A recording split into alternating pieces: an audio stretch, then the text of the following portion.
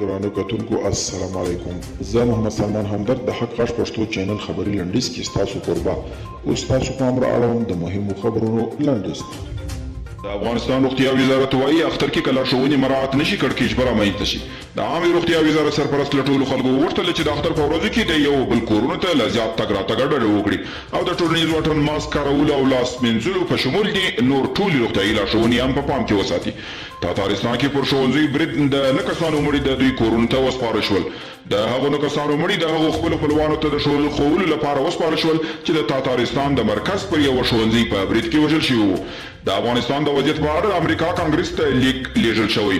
د افغانستان کې د ولسي جرګې د بشري حقوقو او مدني ټولنې غړیو او د افغانستان امریکا د سولې او ثبات دیموکراتیک شورا د امریکا کانګرس ته په یو استولي لیک کې غوښتنه کړې ده چې د افغانستان د وضعیت د لا خرابېدو د مخنیوي لپاره د اقدام وکړي.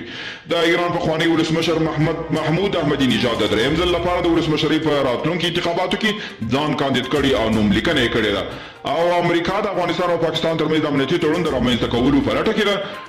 د افغان سولې لپاره د امریکا د بهرنیو چارو وزارت ځانګړي استازو زلمی خلیلزاد په خپله یوه تازه مرکه کې ویلي دوی برټانیا ته دنده سپارلې چې پاکستان او افغانستان سره نږدې کړي.